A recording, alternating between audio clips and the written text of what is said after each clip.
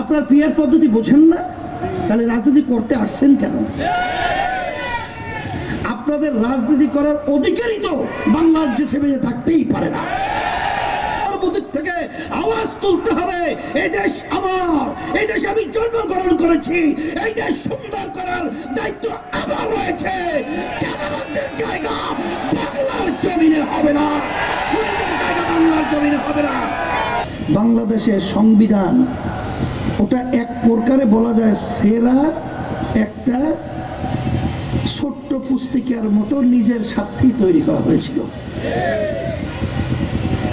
যার যখন মন চাইছে তখনই তারা ওইভাবে সংবিধান পরিবর্তন করেছে। কারণ এর একটা নীতি রয়েছে, এত সিট তাদের থাকলে তাহলে সংবিধান পরিবর্তন করতে পারবে। এখন সংবিধান যেন ইচ্ছা করলেই নিজ এবং দলের স্বার্থে তৈরি করতে না পারে। এখন কিন্তু সুযোগ এসেছে নির্বাচন যে পদ্ধতি ছিল তার পরিবর্তন করা। সেই নির্বাচন পরিবর্তন পদ্ধতি হলো পিয়ার সিস্টেমের নির্বাচন। আপনারা জানেন যে পদ্ধতিতে নির্বাচন চলছে, এতে 35 বা সর্বোচ্চ 40 শতকরা ভোট পেয়ে তারা কিন্তু সংবিধান পরিবর্তনের সেই সুযোগ পেয়েছিল।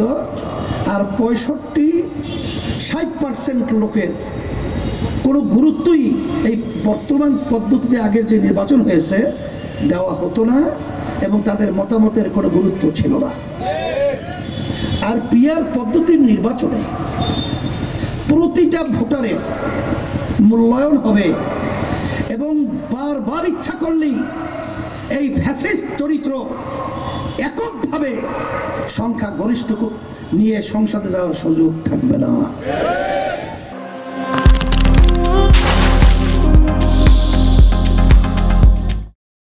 এর জন্যই এক শ্রেণীর যারা নাকি বিভিন্ন সময় নিজেদের স্বার্থ, দলের স্বার্থকে অগ্রাধিকার দিয়েছে, দেশের স্বার্থকে ভুলুণ্ঠিত করেছে, তারা এই পিয়ার পদ্ধতি বোঝে না।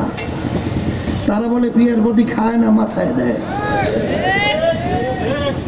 আমরা বলবো পিয়ার পদ্ধতি খায়ও না, মাথায়ও দেয় না। পিয়ার পদ্ধতির মাধ্যমে এই দেশ সুন্দর তৈরি হয়, মানবতার কল্যাণ হয়, মানুষের অধিকার বাস্তবায়ন হয়। আপনার পিয়ার পদ্ধতি বোঝেন না, তাহলে রাজনীতি করতে আসছেন কেন? আপনাদের রাজনীতি করার অধিকারই তো বাংলার যে সেবে থাকতেই পারে না। পিয়ার পদ্ধতি এটা প্রায় 91টা মতো দেশে এই পিয়ার পদ্ধতি নির্বাচন চলছে। আপনি বলে বোঝেনি না, খায় না, মাথায় দেয়।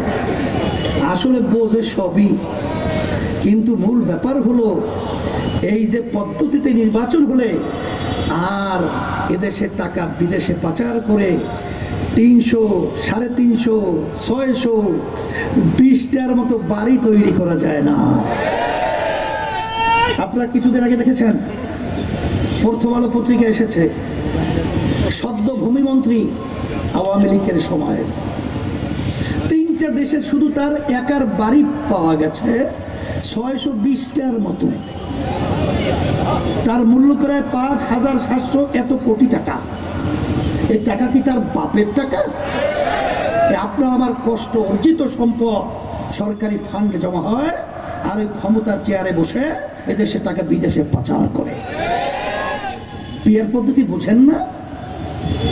বোঝে সবই, কিন্তু হাজার হাজার ভাইদেরকে মিথ্যা কেসের মাধ্যমে তাদেরকে দমন করার এই প্রক্রিয়া চালানো যায় না, তাদের সংসার বিলীন করা যায় না,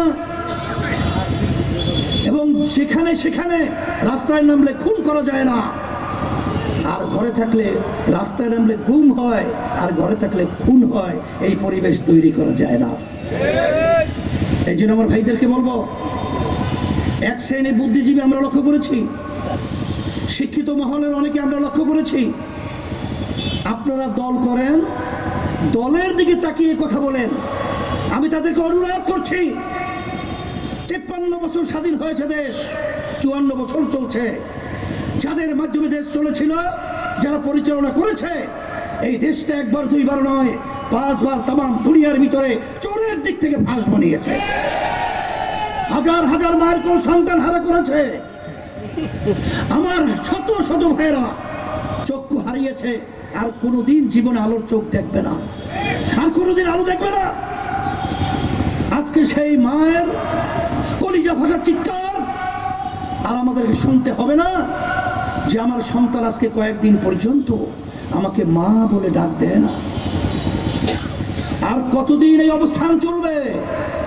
এই জন্য আমি সর্বমহলে, সর্বশ্রেণীর আমার সাংবাদিক বন্ধুদেরকে, প্রশাসন ভাইদেরকে এবং শিক্ষিত আমার বাজানদেরকে এবং সর্বমহলে সর্বদিক থেকে আওয়াজ তুলতে হবে, এই দেশ আমার, এই দেশে আমি জন্মগ্রহণ করেছি, এই দেশ সুন্দর করার দায়িত্ব আমার রয়েছে।